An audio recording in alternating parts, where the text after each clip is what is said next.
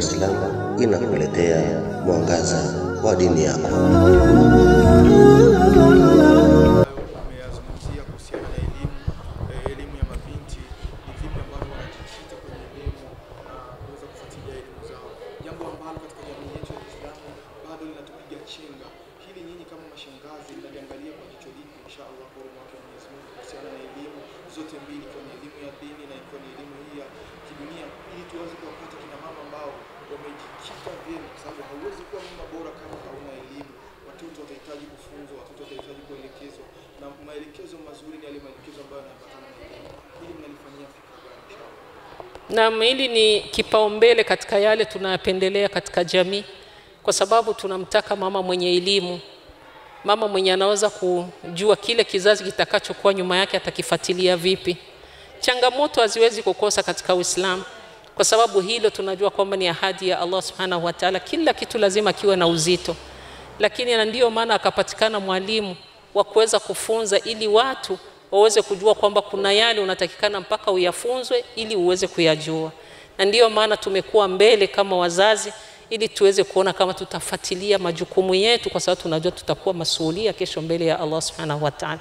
Ndio maana watoto tunawafuatilia kwa ukaribu, tukitaka tukifanya wito kwenye wazazi wamebaki manyumbani, watusaidie na wenyewe watoto wanapokuwa wamerudi manyumbani wawafuatilie. Leo kuna vitu vingi vinaweza kusababisha watoto wasiweze kufuata mafunzo mazuri, kama hizi televisheni ziko ndani ya manyumba. Sasa televisheni hazina kazi, mtoto hata simu anaweza kufanya mambo yenye yanaweza kuwa ni mabaya sana katika jamii.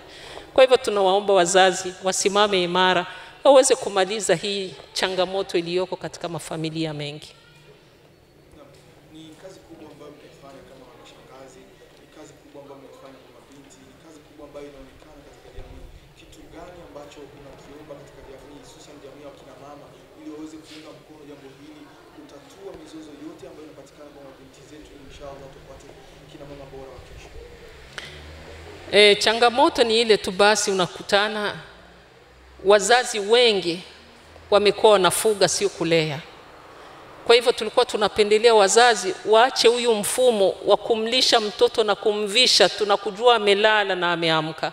Wajua kwamba kuna makubwa zaidi wanatakikana kufuatilia mtoto. Malezi ni kitu muhimu katika jamii. Malezi ndio tutapata viongozi watakayejua jamii inahitajia kitu gani na inatakikana kuokoa vipi jamii, raia. Ndio maana tunapendelea kwamba wazazi wasimame, alafu si wanawake tu na vijana.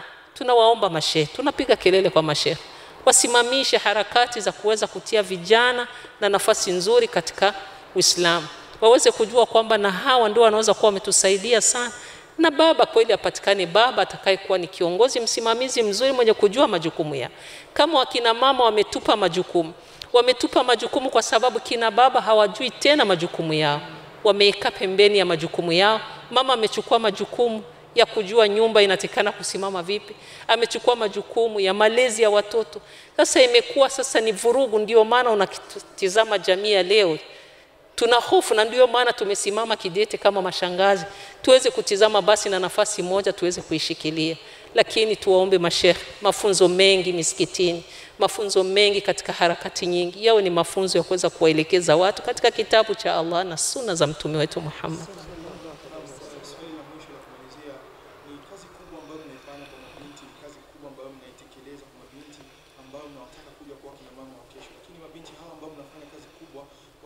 Wana wazazi, wana mama, wana baba. Mnazungumzia kwanza mama.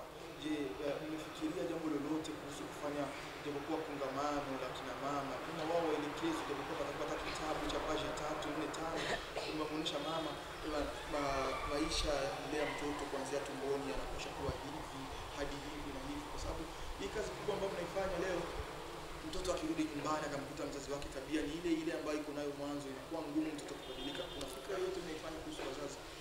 Katika program za Afemibu ni kwamba harakati ya kukusanya kina mama iko njiani. Harakati ya kukusanya kina mama japokuwa ilikutwa, na ndio maana unamuona aliyoko mkono wangu wa kulia ni Amirati, ni katika kitengo cha da'wa ili kuweza kukusanya kina mama. Aliyoko kushotoni kwangu ni Amirati wa kuweza kulinda wasichana. Kwa hivyo Sisi hiki kitengo cha kukusanya wakina mama kiko katika program za FEMIBU, na karibuni tunaanza na harakati sasa za kujua wanawake vipi mmesimama katika malezi ya watoto. Hilo lipo kabisa, tuko nalo sambamba. Siku za karibuni tutakuwa tumekusanya kina mama wazazi wa hao watoto, ili tuende sambamba, ndio tunaweza kufaulu katika hii hali. Tulikutoleeni shukurani tuna nyinyi kunako kupeperusha habari, ili tuweze kukutana kama nchi yetu yote wanaweza kufahamu ni lipi limesimama kwa hivi sasa. Allah akulipeni vijana wetu katika harakati hizi za kusambaza habari. Assalamu alaikum wa rahmatullahi wa barakatuh.